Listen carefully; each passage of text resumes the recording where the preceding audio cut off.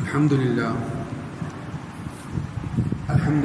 رب العالمين والعاقبة للمتقين والصلاة والسلام على نبيه الكريم أما بعد فأعوذ بالله من الشيطان الرجيم بسم الله الرحمن الرحيم كل من عليها فان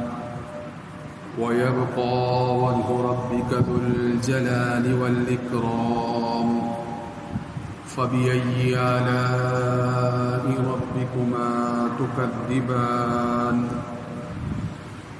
يسأله من في السماوات والأرض كل يوم هو في شأن فبأي آلاء ربكما تكذبان وعن أبي الدرداء عن النبي صلى الله عليه وآله وسلم في قوله تعالى كل يوم هو في شأن قال من شأنه أن يغفر ذنبا ويفرج كربا ويرفع قوما ويخفض آخرين رواه في سنن ابن ماجه وقال الله تبارك وتعالى إن الله وملائكته يصلون على النبي يا أيها الذين آمنوا صلوا عليه وسلموا تسليما اللهم صل على سيدنا ومولانا محمد وعلى آله وأصحاب سيدنا ومولانا محمد وبارك وسلم عليه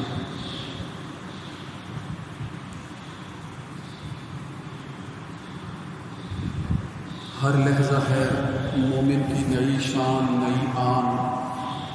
ہر لحظہ ہے مومن کی نئی شان نئی آن گفتار میں کردار میں اللہ کی برہان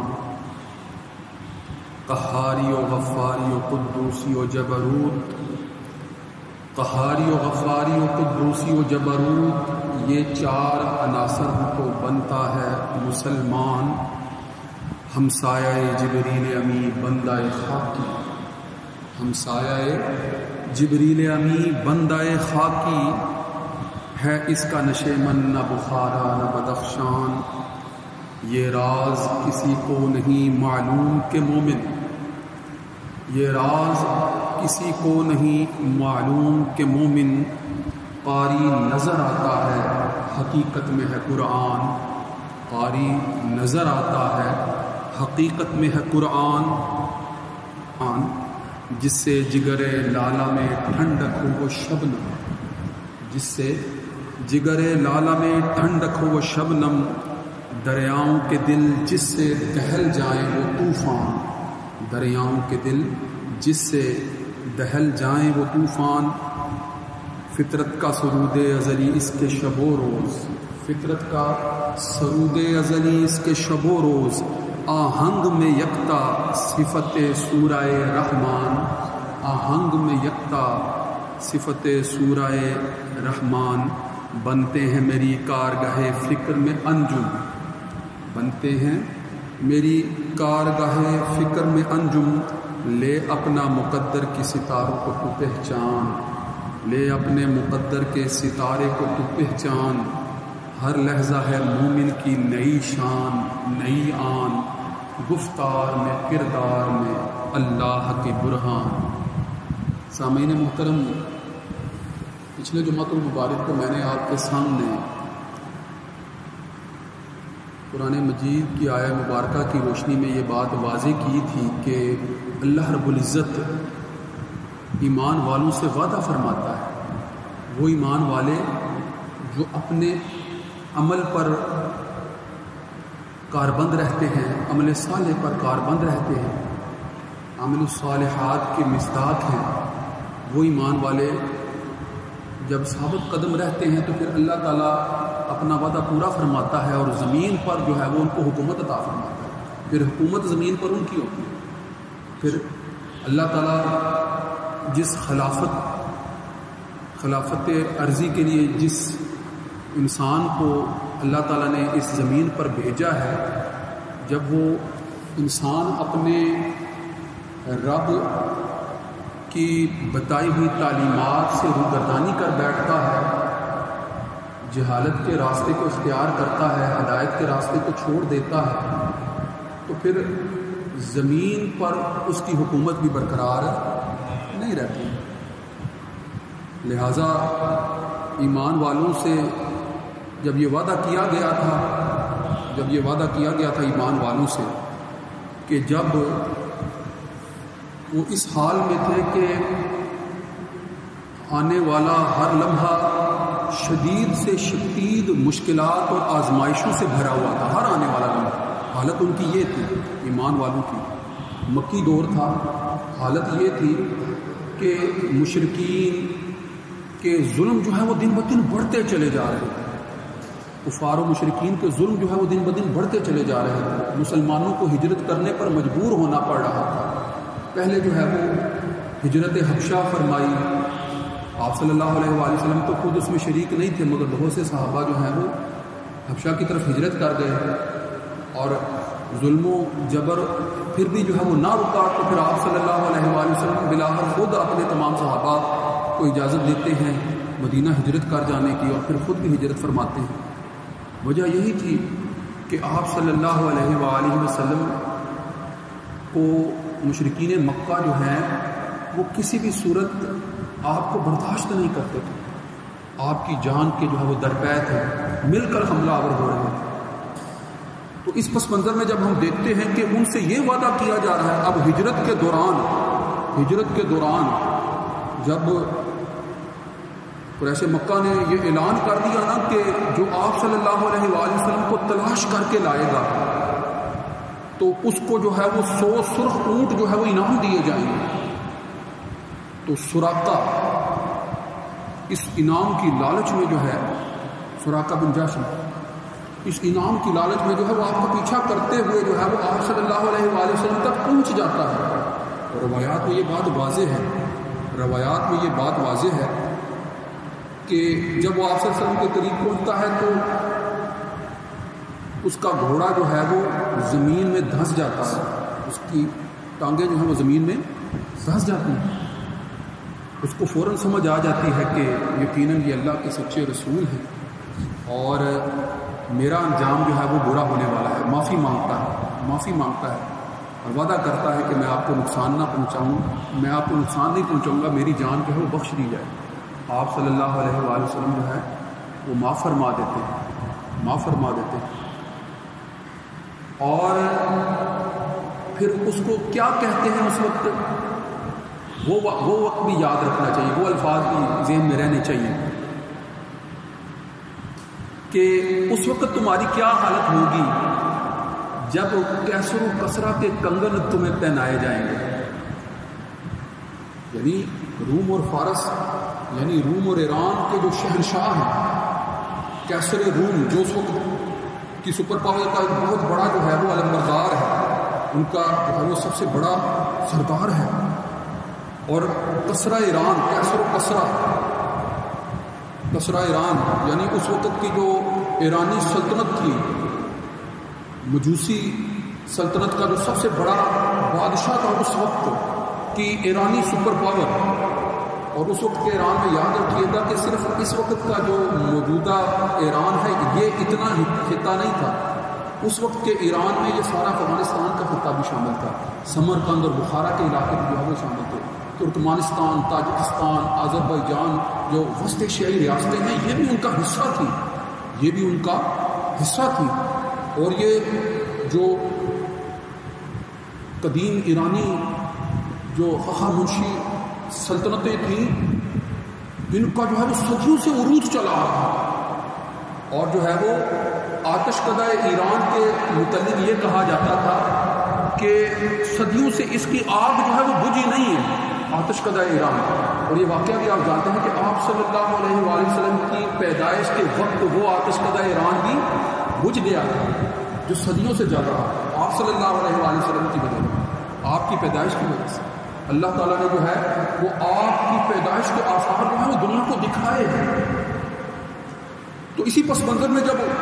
سراقہ بن جاشم کو یہ کہا جا رہا ہے کہ کیسر و کسرا کے کنگن جب تمہیں پہنائے جائیں گے، تو وہ کس بنیاد پر کہا جا رہا ہے کہ وہی جو بے سر و سامانی کی حالت میں ہجرت کرنے پر مجبور ہوئے ہیں، وہی جو بے سر و سامانی کی حالت میں ہجرت کرنے پر مجبور ہوئے ہیں،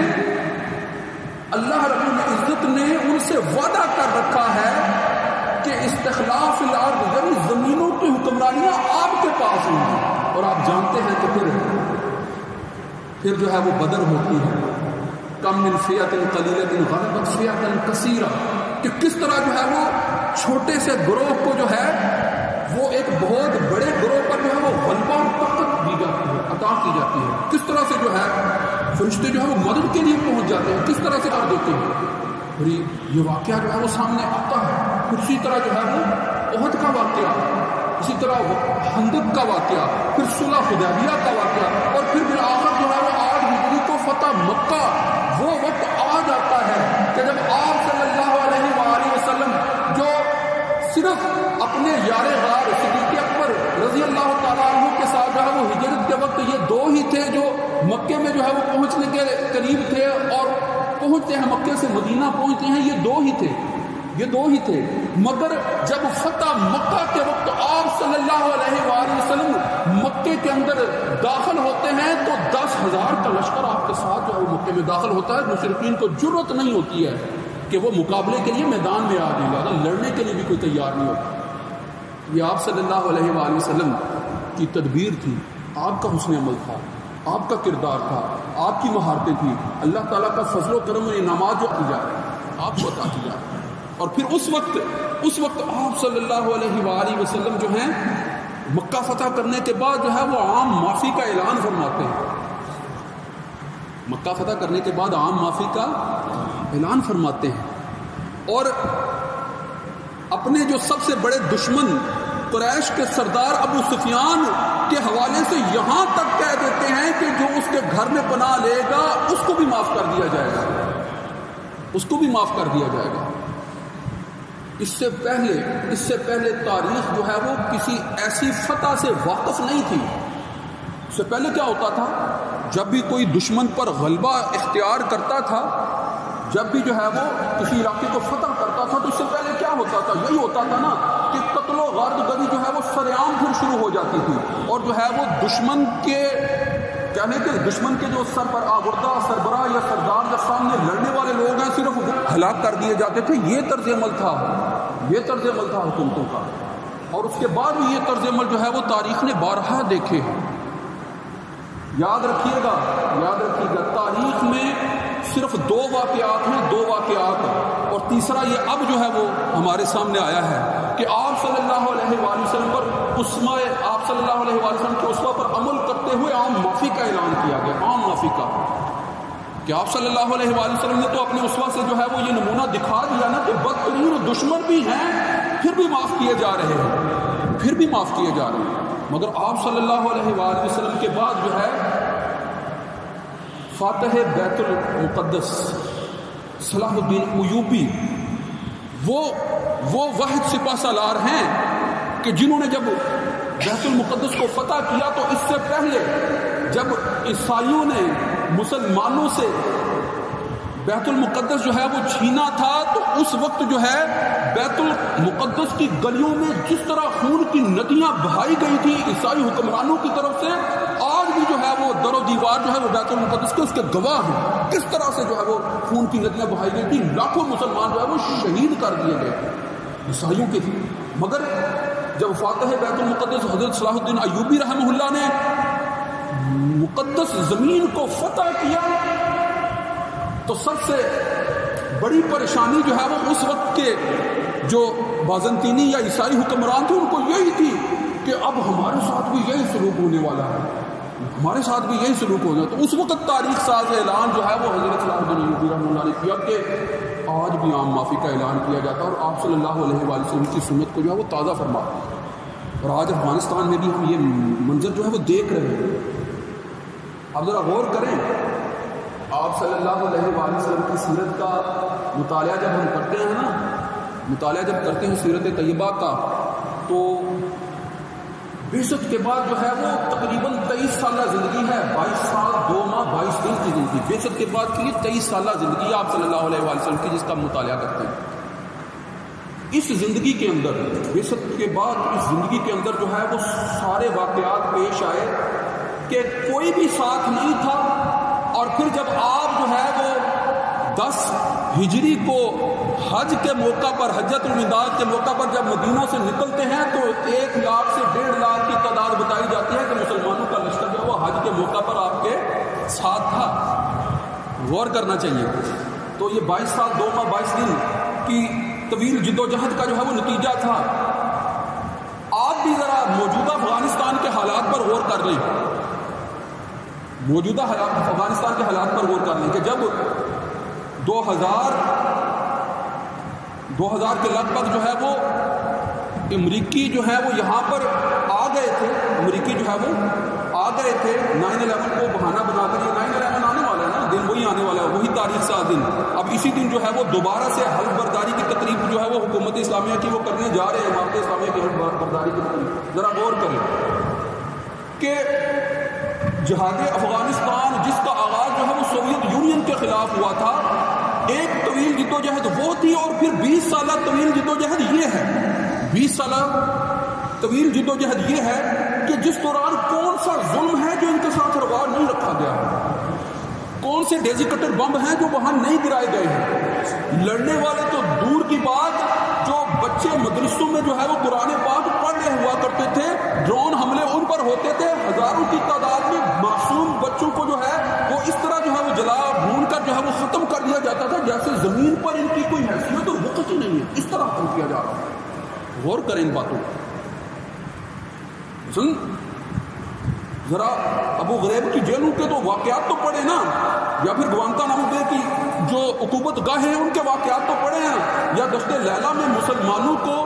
جو ہے وہ کنٹینروں میں بند کر کے جو ہے وہ تپتے ہوئے صحراؤں میں جو ہے وہ بھوکا پیاسا چھوڑ دیا گیا تھا، اور وہ جل بن کر اندر ہی جو ہے وہ ختم ہو گئے تھے، ایک دوسرے کے پسینے کے قطرے جو ہے وہ چوس چوس کر جو ہے وہ زندہ رہنے کی کوشش کرتے تھے، مگر جو ہے وہ پھر بھی جو ہے وہ پرسان حال کوئی نہیں تھا اور بچ نہ پائے۔ لہٰذا ان واقعات پر ذرا غور تو کرنا کہ کون سا ظلم نہیں کیا گیا،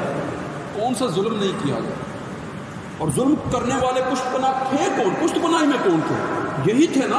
جن کے پاس دنیا کی جدید ٹیکنالوجی ہے، جن کے پاس دنیا کے جدید وسائل ہے، یہ نیٹو کی ہی فورسز تھی نا۔ یہ سارے لوگ جو مسلمان بھی ان کے لائز بہت سے ممالک بن گئے تھے، یہ ساتھ مل کر جو ہے وہ سارے حملہ آور ہوئے، جو ہے وہ ساری طاقت جو ہے وہ استعمال کی ہے نا، سب نے اپنی طاقت صرف کی ہے، سب نے اپنے پورا زور لگانے کے بعد بالآخر اس فیصلے پر پہنچے ہیں نا کہ یہ جنگ ہم جیت نہیں سکتے ہیں، بالآخر اس فیصلے پر پہنچے ہیں نا، یہ نہیں۔ اور ابھی بھی جو ہے وہ کسی بھی صورت جو ہے وہ کسی بھی صورت جو ہے وہ پسپائی اور پیچھے ہٹنے کے لیے تیار نہیں ہے کہ بھائی کسی نہ کسی طریقے سے جو ہے وہ کوئی اور ذریعہ ایسا مل جائے کہ ہم جو ہے وہ اس افغان سرزمین کے وسائل پر پھر سے قابض ہو جائے، کوئی ہمیں راہ دے دے، کوئی رستہ دے دے، کوئی کسی طریقے سے جو ہے وہ ہمیں اڈا دے دے، کسی طریقے سے جو ہے وہ ہماری یہاں حاضری، ہماری پراکسی، ہماری جو سرد جنگ ہے وہ جاری رہے۔ ابھی بھی وہ باز تو نہیں آ رہے ہیں، مگر اس کے باوجود اللہ تعالیٰ نے وعدہ پورا فرمایا ہے ان سے، اللہ تعالیٰ نے وعدہ پورا فرمایا ہے کہ اللہ تعالیٰ اب زمین پر جو ہے ان کو حکومت عطا فرما رہا ہے، وہ اپنی حکومت کا اعلان کر رہے ہیں، وہ اپنی حکومت کا جہاں اعلان کر رہے ہیں وہ ساتھ ہی ساتھ جو ہے وہ اسی دن جس دن جو ہے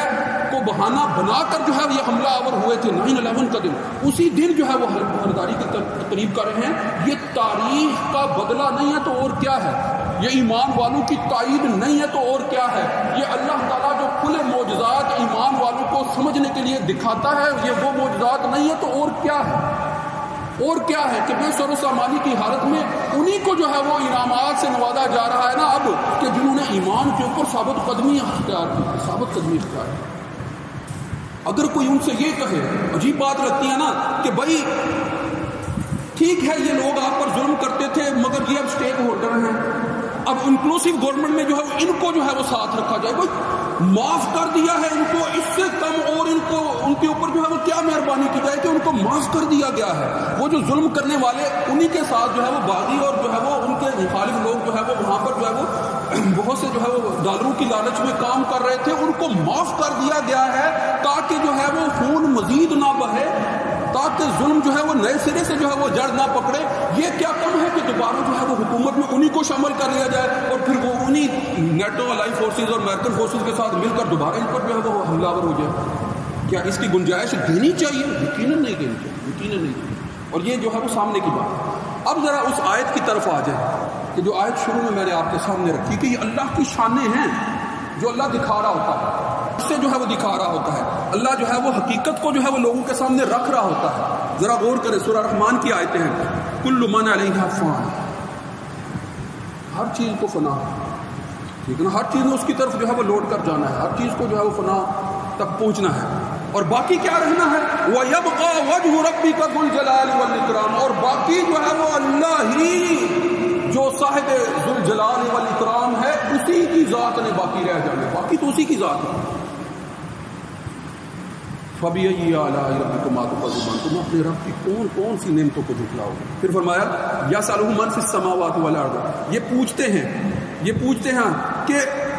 کون ہے، کس کے ہیں یہ آسمان و زمین کے، کس کے ہیں، کون ہے؟ تو اللہ کیا فرماتا ہے؟